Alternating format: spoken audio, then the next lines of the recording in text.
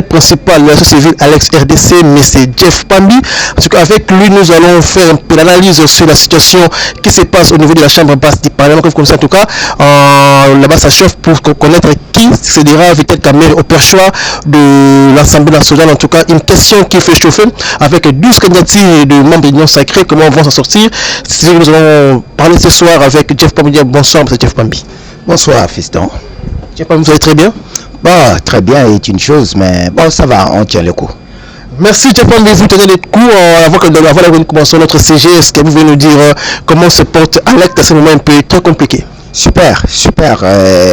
Alerte, quand on l'appelle déjà alerte, c'est-à-dire que c'est une structure et ce sont des hommes et des femmes prédestinés à affronter des réalités plutôt complexes, et c'est pour ça qu'on les appelle alertes, parce qu'ils doivent vivre des situations et dans des situations parfois insolites afin d'y apporter de l'éclairage et des propositions, des solutions conséquentes à des situations ou des problèmes souvent complexes. Et donc c'est une situation déplorable de manière globale, mais normale pour toute personne qui se sait en alerte. Après une marche que vous avez tenue à la fin de Kinshasa, donc cette marche qui a été organisée dans toute l'étendue du territoire national, vous avez exigé la tenue d'un dialogue inclusif national que vous soutenez la démarche de la CNCO-ECC. Est-ce que vous êtes toujours dans cette dynamique? Oui, bien sûr. La marche, en fait, l'objet principal, ce n'était pas le dialogue. L'objet principal, c'était de réclamer la paix. Et la paix, nous l'avons réclamée, nous continuons à la réclamer, nous, en tant que structure d'organisation de la société civile engagée dans la recherche de la paix, ainsi que des structures de défense des droits humains dans notre pays. Et là, permettez que j'en cite quelques-unes, dont notamment PEPIS, Alerte RDC, et le cadre de concertation nationale de la société civile, Lucha, Filimbi, SOS Jeunesse en danger, FAL, Bilingue Banakine, toutes sortes d'organisations, n'est-ce pas, qui sont déterminées à accompagner les efforts des uns et des autres dans la recherche de la paix chez nous. Donc, la paix est notre mobile principal dans cette démarche. Mais nous savons et nous reconnaissons que à l'heure qu'il est, nous saluons d'abord les efforts que ne cessent de déployer les dirigeants du pays, à commencer par le numéro 1 d'entre nous, le président de la République, son gouvernement et toutes les instances chargées de maintenir la paix et la tranquillité dans notre pays. Et ici, nous citons nos forces de défense et de sécurité, et notre diplomatie et la société civile de manière globale. Nous saluons tous ces efforts qui sont menés pour que nos populations recouvrent la paix. Mais de toutes les façons, nous ne sommes pas dupes. Nous voyons ce qui se passe et nous savons que, en dépit de ces efforts que nous saluons, que nous continuons à soutenir, et il y a un besoin criant de remettre la pendule à l'heure, et notamment sur le plan de l'unité nationale et de la cohésion de entre filles et fils de notre pays. Et vous comprendrez avec nous que notre société, la société congolaise de manière globale aujourd'hui, est déchirée. Et il y a tellement de clivages qu'il est impérieux et c'est là aussi l'occasion pour nous de saluer la volonté affichée du président de la République de pouvoir recouvrer la cohésion nationale perdue, et nous saluons la volonté des acteurs politiques de tous bords, et ce soit de l'opposition comme de la majorité au pouvoir, et la volonté déterminée des acteurs de la société civile, avec au premier plan les églises, c'est-à-dire les confessions religieuses, et ici très particulièrement nous citons la SENCO et les CC dans la dynamique qu'ils ont pu mettre en place pour accompagner ces efforts de recherche de recouvrement de la paix chez nous. Donc, en dépit de tous ces efforts, disais-je, et nous savons que nous présentons à un certain degré quelques faiblesses, et que ces faiblesses-là viennent du fait que, entre autres, et il n'y a pas trop on n'a pas la même perception de la situation de notre pays, et raison pour laquelle vous vous rendrez compte que si aujourd'hui vous posez la même question à 100 personnes, à commencer, je le disais tout à l'heure, au numéro 1 d'entre nous, et en passant par tous les chefs des institutions et jusqu'au dernier citoyen, il n'y a jamais un dernier citoyen, mais le dernier à qui vous poserez la question, toutes catégories confondues, vous recevrez 100 réponses différentes sur la situation de notre pays, 100 perceptions différentes de la situation qui prévaut dans notre pays. Raison pour laquelle il est important et impérieux de construire un langage commun, de renforcer la volonté de pouvoir avoir une compréhension globale, commune de la situation de notre pays. Cela nous permettra c'est que lorsque chacun va là de son côté, en fait, dans la recherche ou dans le plaidoyer que nous menons à gauche, à droite pour la paix chez nous, et lorsque nous sommes face à des interlocuteurs, notamment internationaux, qu'ils arrivent à comprendre que le Congolais parle du même langage. Parce qu'aujourd'hui, je le disais, 100 personnes interviewées, vous aurez 100 réponses. Et présentez-vous à 10 ou à 5 reprises face à un décideur au niveau international avec 5 perceptions différentes, il ne vous comprendra pas. Et c'est une raison pour laquelle il nous ramène tous à trouver une compréhension commune lorsque toutes les démarches qui sont faites à l'international ramènent à des discussions en interne. C'est en fait pour nous dire d'une certaine manière que allez d'abord mettre de l'ordre chez vous, et puisque vous ne comprenez pas la situation de la même façon, vous ne la percevez pas de la même façon, et si la situation est telle, comment est-ce que celui qui va vous aider pourrait-il le faire? Puisque chacun vient avec sa pensée. Le chef de l'État avec la sienne, tel ministre va partir avec sa pensée, et les citoyens que nous sommes, nous allons avec notre compréhension à nous, et ça pose problème. Raison de ce fait-là, la seule façon de faire reste que nous mettons ensemble, et que le numéro 1 d'entre nous lève l'option finalement et de s'allier ici, et la volonté qu'il a affichée, n'est-ce pas, de dire qu'il est pour le dialogue, il n'est pas contre le dialogue, et nous n'attendons tout ce que cela. Mais maintenant, cette démarche qui avait été déclenchée par les CC et la SENCO, qui s'est vue harmonisée avec les autres confessions religieuses, notamment celle dirigée par l'évêque supérieur, je crois, je ne sais pas comment on l'appelle, l'évêque général Ejiba, ainsi que l'équipe de mise sur pied par le président de la République pour cette fin, donc l'harmonisation de la feuille de route. Le travail a été fait, et nous n'attendons que le go du président de la République pour que ces discussions prennent l'envol. Et de ces discussions-là, donc dialogue ou concertation ou forum ou tout ce que vous voulez, c'est pas l'appellation, c'est pas la forme qui compte, mais c'est le fond. Quel est le contenu qu'on y donne? Et de ce contenu-là, nous arriverons à comprendre, à avoir une même compréhension de la chose, et à lever des options conséquentes qui vont aboutir à une paix, qui vont nous amener à une paix durable. Et les détails, nous pouvons les donner vu par Alerte RDC qui en a travaillé déjà depuis des années et vous en savez quelque chose. Merci beaucoup, M. Jeff Pambi. Ça, c'était juste une parenthèse par rapport à votre activité que vous avez tenue à Kinshasa. Et cette activité a été organisée dans toute la République, la marche pour la paix, pour soutenir aussi un dialogue, vous venez de dire. Mais là, nous allons parler de notre sujet de ce soir, élection du chambre basse du Parlement. Donc, qui succédera Vital Kamerhe au parachute de l'Assemblée nationale?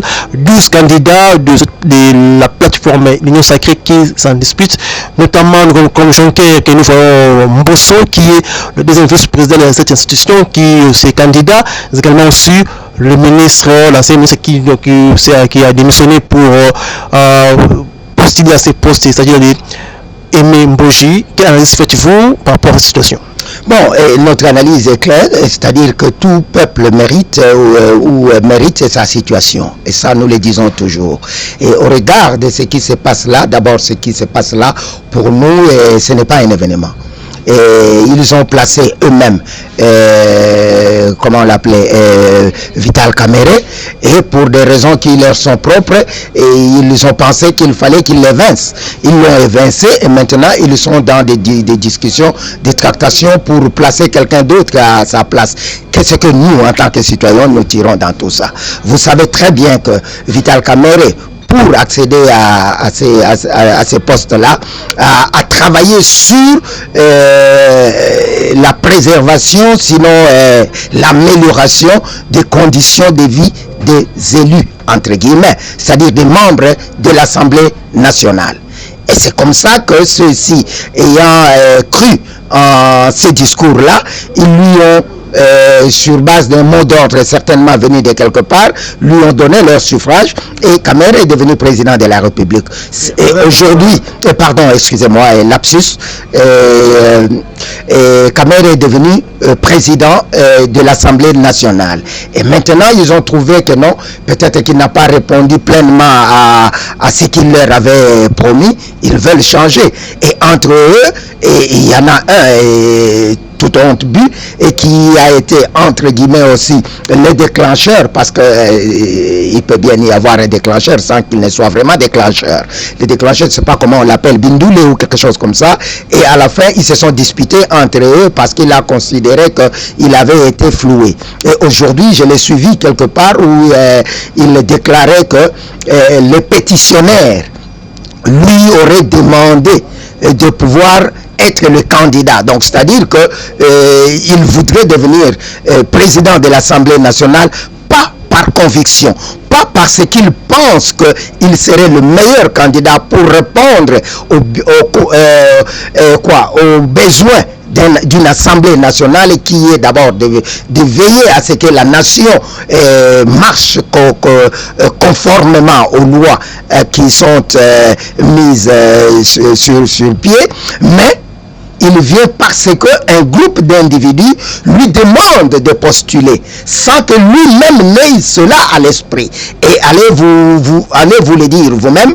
Et qu'est-ce qu'une telle personne, ou que peut-on attendre d'une telle personne qui donc a priori ne sait pas c'est quoi le rôle d'un président de l'Assemblée nationale, à peine s'il sait même c'est quoi une Assemblée nationale, pourquoi cette institution existe-t-elle? Et ça, ce sont des choses qui nous amènent à dire que tout ce qui se passe là, ce n'est pas, c'est à la limite, je ne voudrais pas utiliser des mots trop durs. Bon, ça ne nous intéresse pas, vous voyez, parce que ça n'apportera rien du tout au peuple congolais. Et vous avez cité ici l'ancien président de l'Assemblée nationale, devenu pas premier mais deuxième vice-président de la même institution, et qui voudrait aujourd'hui redevenir président, nom de Dieu, et toute cette panoplie d'autres personnes du même regroupement politique et qui se disputent entre eux. Il y a un mécanisme qu'ils auraient mis en place pour peut-être gérer cette question. Nous avons dit dès sa création que l'Union Sacrée c'était un monstre à multiples têtes et qui serait un fardeau énorme sur la tête du président de la République et de surcroît de la nation, parce que beaucoup d'énergie seront dégagées pour entretenir ces monstres-là, sinon ils meurent et ils tuent. Alors, c'est pourquoi vous voyez que tous les temps, depuis lors, on le passe à contenir les émotions des uns et des autres, de chaque tête de ces grands monstres-là. Et c'est au peuple de s'assumer et comprendre que ce monstre-là va le bouffer si lui ne le bouffe pas avant. Et revenant à la question de l'Assemblée nationale, qui n'est pas un événement pour nous, mais au moins, il y a là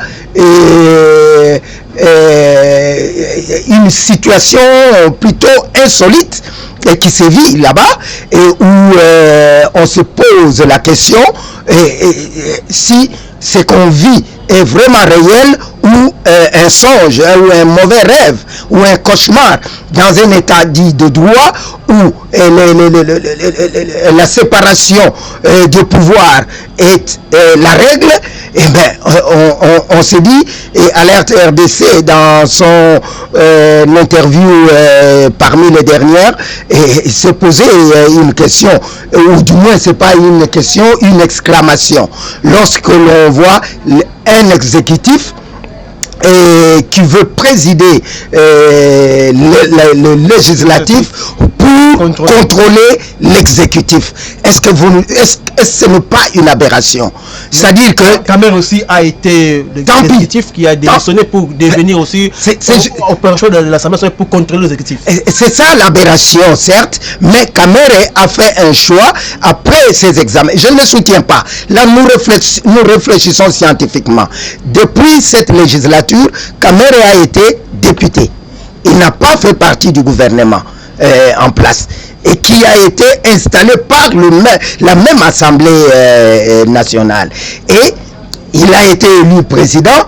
Il peut tomber comme c'est arrivé, ça ce n'est pas un problème pour moi, mais que quelqu'un d'autre qui est dans une autre institution, c'est-à-dire qui est de l'exécutif, il va démissionner de l'exécutif pour revenir à l'Assemblée dont il s'était défait, parce qu'il y a un choix lorsque les textes légaux de notre pays met des limites dans l'exercice du pouvoir d'une institution à l'autre. Et il avait fait le choix de rester dans l'exécutif. Et maintenant, il veut abandonner l'exécutif qu'il avait choisi pour revenir au législatif, et qui a pour rôle de contrôler l'exécutif, où il s'est fait des amis, où il a ses amis. Parce que tout ça là, c'est un groupe d'amis. Alors, le règlement intérieur de l'Assemblée nationale n'interdit pas. Non, mettons un peu, ça c'est un autre débat et je vais y répondre. Ou du moins, je peux ouvrir et refermer rapidement une parenthèse. C'est-à-dire que même ce règlement intérieur, il est comment dire, lacunaire. Et Alerte RDC est en train de proposer, et je crois dans les jours qui viennent, vous allez avoir droit au premier amendement du plan de contingence d'Alerte RDC, où on va parler justement de l'équilibre institutionnel, ou de l'équilibre de nos institutions pour un fonctionnement harmonieux du pays. Parce que on ne peut pas avoir une assemblée qui, à chaque législature, crée son règlement intérieur au besoin. C'est-à-dire, si M. Fiston est président de la République, ou il a la majorité dans cette boîte-là, eh bien, et ses membres vont mettre en place le règlement intérieur en leur faveur. Et à chaque législature, nos institutions ne seront jamais stables. Et Alerte RDC est en train de proposer une loi qui va non seulement exiger que l'Assemblée, donc pendant que nous irons dans cette période que Alerte propose, la période transitoire, qui sera essentiellement consacrée aux réformes de fond de tous les secteurs de la vie de la nation. Là, que nous avons arrivé dans ce stade-là. C'est ce que Alerte propose si on veut changer ce pays. Vous savez, vous connaissez mieux que quiconque c'est quoi Alerte RDC. Alternative laïque engagée pour la refondation totale de l'État. Et si réellement nous voulons refonder l'État, et que ton fils à toi, M. Fiston, aujourd'hui, excusez-moi, ce n'est pas pour vous minimiser, mais c'est ça la réalité. Simple journaliste de votre chaîne, que votre fils ait le même droit que le fils d'un député ou d'un ministre qui est là de la manière que nous connaissons. Alors, mais pour que cela arrive, il faut que les lois soient équitablement montées. Et c'est ce que Alerte est en train, maintenant, le laboratoire ou le groupe de réflexion d'Alerte RDC est en train de travailler sur une proposition qui va faire que tout ce cumul-là ne sera plus possible. Et toutes ces façons de faire que la même personne est à la fois ministre, député national, député provincial, communautaire, comment on les appelle, la communale, et puis il est sénateur. Tout ça, c'est une aberration. C'est-à-dire que le pays ne changera jamais, il n'avancera pas. Et si nous voulons réellement refonder la nation, Alerte RDC nous amène des propositions de manière désintéressée et dénuée de toute émotion. Et que si cela peut être pris en compte, et si ça ne peut pas l'être de manière volontaire, eh bien, s'il faut le faire par la force, nous le ferons par la force.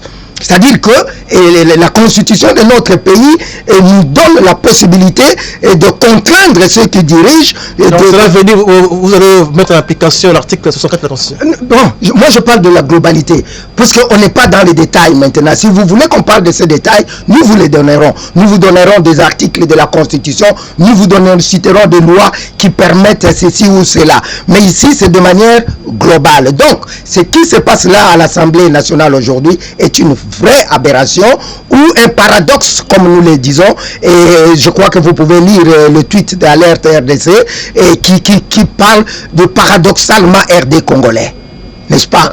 Donc nous ne savons pas ce qui se passe. Comment est-ce que toi tu quittes un groupe d'amis, tu vas là-bas où il y a la commission de contrôle de ce groupe et tu deviens le président de cette commission et tu dois contrôler tes amis? Vous comprenez un peu que c'est une aberration. Et nous ne citons pas qui que ce soit. Je crois qu'ils sont deux dans cette situation et vous en avez cité un. Et nous disons que sur 500 députés nationaux, soi-disant élus, il n'y a pas une seule personne. Là, je veux paraphraser le numéro 1 d'entre nous, le président de la République. Pas deux, une seule. N'est-ce pas? Vous voyez de quoi je parle, suivez mon regard. Alors, il n'y en a pas une personne, donc pas un seul député qui soit capable de diriger cette institution. Il faut que le groupe qui doit être contrôlé, qui doit être, disons, surveillé ou tout ce qui est... Bon, contrôlé, c'est le mot. C'est ce groupe-là qui s'organise pour vous envoyer celui qui va vous présider afin de tout faire. En fait, parlons clair. Et parlons peu et parlons bien. Pour étouffer toute initiative de contrôle, parce que celui qui est à la tête de ce groupe de contrôle-là, chargé de contrôle, est un de leurs. Et qui a des intérêts à protéger. Et n'est-ce pas ça un paradoxe? Et ça, nous, chez Alerte, notre travail, c'est réfléchir. Parce que fin des années 80, nous disions, autrefois Alerte n'existait pas, mais l'esprit y était, nous disions, la réflexion avait fui le Congolais, le Zaïrois à l'époque. Et aujourd'hui... Bambi, vous voulez dire que donc cette élection, c'est lui qui va venir dans ces perchoirs, il serait là pour protéger le l'air au lieu de protéger le général. Bien sûr, tout le monde, même s'il sort de ce groupe-là, écoutez les campagnes qu'il mène. Personne ne dit qu'il va faire du bon travail pour contrôler l'exécutif, pour que les choses marchent bien. Tous viennent avec un mot, comment ils vont satisfaire les députés. Comment est-ce qu'ils vont augmenter les salaires des députés, de leurs dépendants, de donner toutes les conditions nécessaires pour qu'ils continuent à vivre de manière extravagante, de manière qui frise même le ridicule, parce que nulle part ailleurs, et personne, mais alors, personne, mais suivez notre commentaire quand Kamere était élu à ce qu'ils ont appelé primaire. Qu'est-ce que nous avions dit? C'est pour vous dire que nous ne soutenons pas des individus. Nous réfléchissons sur des faits. Et ici, le fait est qu'il n'y a pas un député sur 500 qui soit capable de diriger l'Assemblée nationale. D'où il faut recours à l'exécutif, qui est l'organe qui devra être contrôlé, mais c'est cet organe qui envoie quelqu'un pour gérer le contrôle, son contrôle. Tu vois? Et au-delà de tout, il y a un autre élément très important. Et l'article 96 ou 96 de la Constitution consacre la séparation du pouvoir. Or, il se trouve que ici, dans le choix de celui qui va succéder à Vital Kamerhe, l'instruction doit venir de l'exécutif. Et nous avons parlé, n'est-ce pas, de l'exécutif à la tête du législatif pour contrôler l'exécutif. N'est-ce pas une aberration? Donc, cela veut dire, Jeff Pambi, vous suivez, donc, c'est du théâtre. Ça veut dire, vous estimez que c'est Mbodji qui sera la tête du Non, Mbodji, c'est celui qui est venu de l'exécutif qui a dit... Non, moi, je parle de manière globale. Vous citez Mbodji, il s'appelle Mbodji ou Mbodji? Mbodji. Vous citez Mbodji, mais vous ne parlez pas du président en exercice, sinon à l'intérim, qui dit que tout, et pas plus tard qu'il y a quelques heures, le secrétaire, comment on l'appelle, secrétaire permanent, Mbata, le secrétaire permanent, qui vient de dire que tous vont se référer à la décision du chef de l'État. L'autorité morale? Non, du chef de l'État, du président de la République. Et cette parole-là, il n'est pas le premier à le dire. Celui qui fait l'intérim du président à la présidence de l'Assemblée nationale l'avait dit le premier. Alors, on est où là? Dans une jungle? Nous vivons où? Ou alors, où est-ce qu'on veut nous mener? C'est-à-dire, ça nous ramène à ce que nous disons, chaque peuple mérite sa situation. Non, nous risquons de vivre ce que nous avons vu à l'époque de Mobutu. Pour être un chef, il faut être du impère. Maintenant, tout le monde peut être maintenant au Congo, pour devenir un chef, quelque part, vous pouvez prendre un poste culminant, donc il faut être d'union sacrée. C'est un monstre qui ravage tout, non? Au passage, soit vous êtes sous la mamelle, soit vous êtes écrasé. Bon, moi je ne fais pas de commentaires plus que ça, mais que chacun juge. Il y a séparation du pouvoir. Et si l'homme, c'est là où l'on voit que chez nous, alerte, on parle de l'intelligence stratégique qui manque à l'homme congolais. Vous comprenez? Parce qu'il pouvait même l'avoir fait sans le dire, sans se prononcer de manière aussi simpliste. N'est-ce pas? Est-ce qu'ils avaient besoin de le faire? Non. C'est-à-dire qu'il y a une petite carence de quelque part là. Et si cette intelligence stratégique il y avait, les choses pourraient se passer et autrement nous pensons. Puisque par quel mécanisme le président de la République peut-il décider sur qui va être le président de l'Assemblée nationale? Et comment est-ce que vous pouvez justifier ça? Vous pourriez le faire d'une certaine manière que l'homme qui est quelque part, qui assume une fonction incompatible avec une certaine influence politique, c'est pas moi qui le dis, vous allez lire le tweet de Alerte pour vous. Ce n'est pas moi, c'est ça. Le fait d'union sacrée, selon vous, donc, puisque la démocratie est remise en cause. Ah ben tout le monde peut conclure comme il veut. Moi, je relève ici les faits. Et de ces faits-là, si quelqu'un pense que ces faits-là ne sont pas corrects, eh bien, je suis faillible, je peux me tromper. Eh bien, qu'il nous prouve le contraire. Mais l'article 96 de la Constitution qui consacre la séparation protège le chef de l'État de toutes ses influences politiques.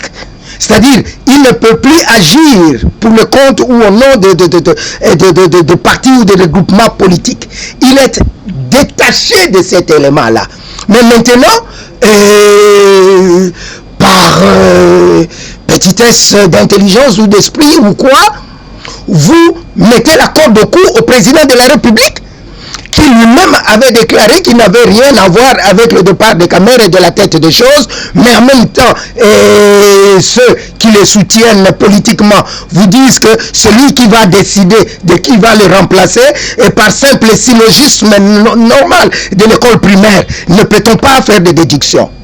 Merci Fambi, parce que aujourd'hui, parce que vous êtes la société civile, donc vous êtes neutre, vous portez des analyses rationnelles et objectifs.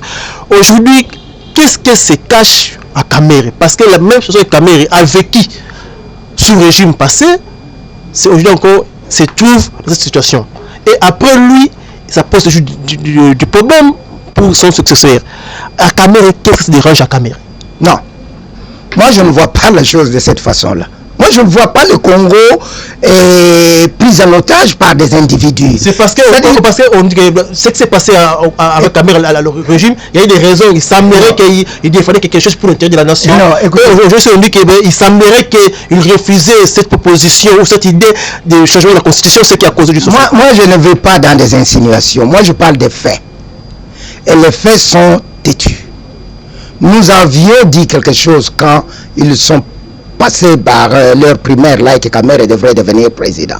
Il y en a des personnes qui faisaient tête à Caméré et qui frôlaient même l'insulte parce que tous étaient des députés. Et là, nous avons eu l'occasion de dire, d'évoquer une certaine sagesse africaine de l'Ouest qui dit les moutons marchent ensemble mais ils n'ont pas tous le même prix. C'est-à-dire qu'il y a quelqu'un qui va se lever là au perchoir pour insulter Caméré ou pour insulter un autre leader populaire que nous connaissons dans notre pays. Il y en a en tout cas. Je ne voudrais pas faire la promotion des gens. Ici, je le cite lui parce qu'il s'agit de lui dans ta question. Mais ici, en réalité, vous voyez, il n'y a pas match. Même s'ils sont tous des députés. Mais chacun a un prix. Donc, les sages africains de l'Ouest ont raison à 100%. Les moutons sont là ensemble et ils vont à l'abattoir. Mais ils ne vont pas coûter le même prix. Et c'est ça qui se passe ici. Donc, ayons un peu d'élégance lorsque, même si on est tous là, mais sachons que nous ne sommes pas tous là de la même manière. Parce que si on nous détache de là, et chacun est ce qu'il est, il a sa valeur intrinsèque. Et là, je ne parle pas pour Caméré. Enlevez ça de la tête. Je parle de manière globale. Et ici, je sors de cette ligne-là parce que moi, je ne parle pas personne physique. Je parle de la nation.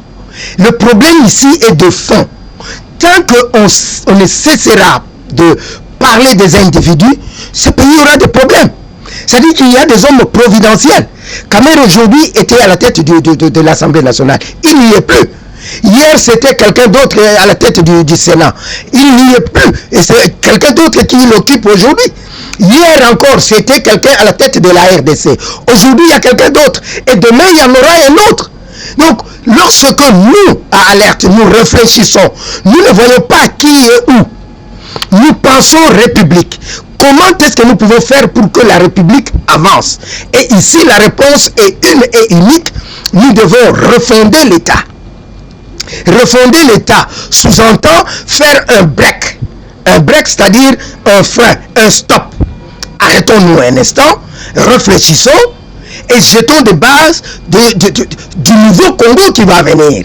Et pendant cette période de break, cette période de pause que nous allons faire, il faut l'organiser de telle sorte qu'il y ait en place un mécanisme, et ce mécanisme, Alerte l'a présenté, relisez le plan de contingence d'Alerte RDC qui est clair, et là, le premier amendement va être rendu public pour renforcer ces plans-là, et ça va permettre à ce qu'il n'y aura plus de doublons dans des institutions.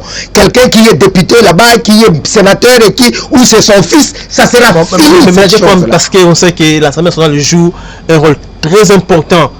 Système possible. Il ne joue aucun rôle aujourd'hui. Il ne joue aucun rôle. Par rapport à la Constitution, la Constitution lui donne comme devoir, comme mission, mais on sait que ça joue un grand rôle, mais par rapport maintenant, parce qu'on sait que les pays traversent des moments plus difficiles, on a la question d'insécurité par la République, il y a des signatures de paix qui se fait partout, comme aux États-Unis, Doha, donc l'Assemblée nationale a un rôle à jouer pour l'intérêt général de la nation. Est-ce qu'avec cette assemblée qui consiste avec cette élection que nous attendons, qu'est-ce que vous pouvez penser, qu'est-ce que vous pouvez attendre? Rien. Moi et nous, chez Alerte, nous n'attendons rien de ces institutions-là. Aujourd'hui, la seule institution qui fonctionne, c'est le président de la République. Parce que même le gouvernement en soi ne fonctionne pas.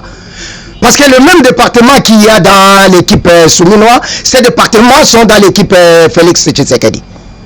C'est-à-dire qu'il y a un conseiller qui est aussi puissant ou même plus puissant que le ministre sectoriel. On a des gouvernements qui travaillent. C'est-à-dire qu'il y a des gouvernements qui se chevauchent. Il y a des responsabilités qui se chevauchent. C'est pas moi qui l'ai dit, regardez. Il y a un ministre qui passe, si un conseiller de la présidence du même secteur passe, les gens auront plus peur du conseiller que du ministre. Et puis, quel est le rôle en fait? Depuis l'aube des temps, un conseiller restait un conseiller dans l'ombre. Parce qu'il est là pour apporter de la matière spécifique au chef. Mais maintenant, c'est eux qui agissent. Où est-ce qu'on est? D'où il nous faut une refondation de l'État. Redonner une nouvelle base dans le fonctionnement de l'État, de la chose publique. Et donc, lorsque vous me parlez d'une Assemblée nationale, ils ont voté et continuent de voter l'état de siège dans 2 provinces, l'état de siège qui a montré ses limites, qui ne fonctionne plus, que nous avons soutenu en son temps, lorsque le chef de l'État l'a mis sur pied, parce que à problème spécifique, il faut une réponse spécifique appropriée. Et en ce moment-là, nous avons cru en ce qu'il fallait l'état de siège. Mais jusqu'aujourd'hui, considéré avant l'état de siège et pendant l'état de siège, il n'y a pas match. Donc il y avait plus de paix, plus de sérénité dans la population avant l'état de siège que maintenant, pendant l'état de siège. Notre pays n'était pas sous occupation ouverte comme aujourd'hui pendant l'état de siège. Alors il faut se poser la question de savoir pourquoi il y a l'état de siège. Pourquoi est-ce qu'on continue dans l'état de siège? Ça, ce n'est qu'un exemple parmi tant pour vous dire que l'Assemblée nationale ne sert à rien. Et nous avons suggéré même la fermeture de la dissolution de ça. Mais pour cela, il faut une volonté politique. Et cette volonté politique ne peut être que la conséquence d'une volonté de voir les choses marcher proprement comme dans le monde normal. Et chez nous, notre monde n'est pas encore normal. Il faut le normaliser. Et pour le normaliser, il faut des réformes conséquentes. Et ces réformes sont celles que Alerte RDC propose aujourd'hui. Nous devons avoir le courage de dire que nous avons échoué, tous globalement. Le système dans lequel nous évoluons est défaillant. Et nous devons avoir, je répète, le courage de le refaire, de l'analyser. Et le seul cadre idéal pour le faire ici, qui donnerait la matière aux experts pour y travailler, c'est de causerie d'ensemble. C'est-à-dire, c'est un dialogue, parce que c'est le mot consacré, entre filles et fils de ce pays qui vont mettre les idées ensemble, dégager des options majeures dans tous les secteurs de la vie de la nation qui seront mises en œuvre par une équipe de techniciens qui vont gouverner le pays pendant, nous avons suggéré en ces temps, 3 ans, et au bout de ces 3 ans-là, il y aura toutes les réformes nécessaires pour la refondation de l'État. On passerait aux élections 3 ans après, et après ces élections, ceux qui gagneront vont diriger le pays sur base de nouveaux textes qui auront des garde-fous, en tout cas alerte à la matière sur la question. Il y aura des garde-fous pour qu'il n'y ait plus la même personne qui est député et son fils est sénateur et l'autre est ceci, cela. Ça surtout, c'est l'un de nos chevaux de bataille, et donc ça ne se fera plus. Si, mais à condition qu'il y ait une volonté politique. Et s'il n'y a pas de volonté politique, il faudrait que le peuple se prenne en charge, parce qu'il s'agit de sa survie en tant que peuple et en tant que nation. Merci parce que tu vas arriver à la fin de notre émission. Tu vas au sud de partout, Bumbashi, Congo central, Grabantundu, qui sont la capitale, Congo Brazzaville, aussi on a 9.7 MHz en direct. C'est Jeff Pambi. Ce soir, par rapport à ce que nous voulons le dire, c'est thématique des élections nationales qui succédera caméré dans ces perchoirs de la Chambre du Parlement, dont il y en a 12 candidats. Face à ça, Jeff Pambi, qu'est-ce qu'il pouvait demander ou dire au chef de l'État? Parce que dans cette question, comme vous avez peiné ici, cette plateforme dit d'attendre, écouter ou ce qu'il va dire leur autorité morale qui est le chef de l'État fait ce qu'il dit par rapport à cette question. Avec toute la considération que j'ai pour nos institutions, que je respecte parce que c'est de mon devoir de le faire, ce que je dirais au chef de l'État, c'est que c'est une perte de temps de dégager trop d'énergie sur cette assemblée que lui sait comment est-ce qu'il a été mis sur place. en place. Et parce que lui-même s'est prononcé par rapport à cela, et par rapport au Sénat, et par rapport, disons, à toutes les assemblées délibérantes. Donc, si réellement il est conscient de ce, puisque je sais qu'il est conscient de ces faits-là, il faudrait qu'il comprenne que ce n'est que des assemblées de faits, et que le temps va les emporter, et qu'aujourd'hui, le chef de l'État devrait consacrer toute son énergie à ramener la paix dans le pays. Et puisque sans cette paix-là, le pays, le Congo, ne sera plus jamais Congo que nous avons connu, ou le Congo auquel nous aspirons. Et cette responsabilité revient à un individu. Le président a dit récemment à Bruxelles qu'il n'y a que lui et Kagame pour ramener la paix en RDC. Avec tout le respect, non, Kagame ne ramènera jamais la paix en RDC parce qu'il n'en a aucun intérêt. Quel est l'intérêt de Paul Kagame que le Congo soit en paix? Parce que tant que le Congo est troublé, eh bien sûr, et ça profite à lui. Et pourquoi est-ce qu'il se donnerait la peine de pouvoir ramener la paix dans notre pays? Et ça, il faudrait que le Congolais en soit conscient. Nous en sommes conscients et nous disons que la paix dans notre pays ne peut être que la conséquence de la volonté des filles et fils de ce pays réunis ensemble autour du numéro 1 d'entre eux qui en prend l'initiative. Et le numéro 1 d'entre eux qui devra prendre cette initiative, c'est Félix Tshisekedi, président de la République, homme institution. Et si ça marche aujourd'hui, il en tirera des conséquences. Et si ça ne marche pas aujourd'hui, il en tirera aussi les conséquences. Et moi, je n'assumerai pas l'échec de Félix Tshisekedi parce que je ne le souhaite pas. Raison pour laquelle je me poumonne matin, midi, soir à ce que le président doit revenir à la raison parce que tout ce monde autour de lui l'induit en erreur. Et cette erreur-là, c'est lui qui en paiera les conséquences. Puisque aujourd'hui, qu'il se réfère à ceux qui ont été avec le maréchal d'autrefois, avec ceux qui ont été avec Mouzé d'autrefois, avec ceux qui ont été avec le Raïs autrefois, avec ceux qui sont avec le béton d'aujourd'hui. Et qu'ils sachent que ce qu'il y a hier. Vous avez bien suivi ce que j'ai dit. J'ai utilisé que des pseudos, n'est-ce pas? Parce que ce sont là des appellations flatteuses. Et ce sont ces terminologies-là que les gens utilisent. Et s'il suit ça, puisqu'on l'appelle béton, comme on a appelé Raïs, comme on a appelé le Sphinx, comme on a appelé le maréchal, eh bien la conséquence, il l'assumera seul. Parce que eux, ils se retourneront, ils tourneront Kazakh, c'était dans l'intérieur, ils le tourneront et ça sera à l'extérieur pour dire il n'écoutait personne. Et c'est toujours ce qui revient. Il n'écoutait personne, il était têtu, il était ceci, cela. Et il ne sera plus là pour expliquer, pour justifier, parce qu'il n'aura plus cette audience qu'il a aujourd'hui. Il est temps aujourd'hui. Et nous sommes avec lui. S'il va sur cette voie-là, il aura tout notre soutien et il peut compter sur nous et sur la mobilisation de ce peuple qui peut aller dans un sens comme dans un autre.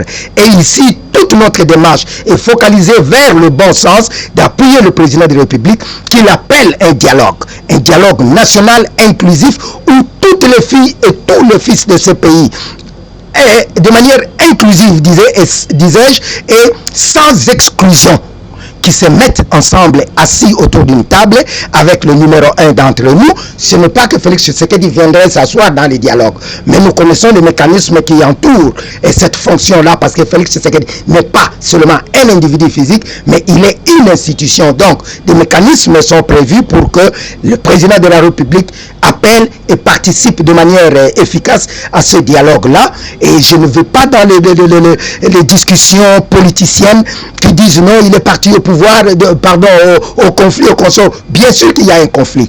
Et s'il y a un conflit, si on appelle à un dialogue, si on appelle à une solution, c'est qu'il y a un problème. Et le problème ne pose que différentes parties prenantes.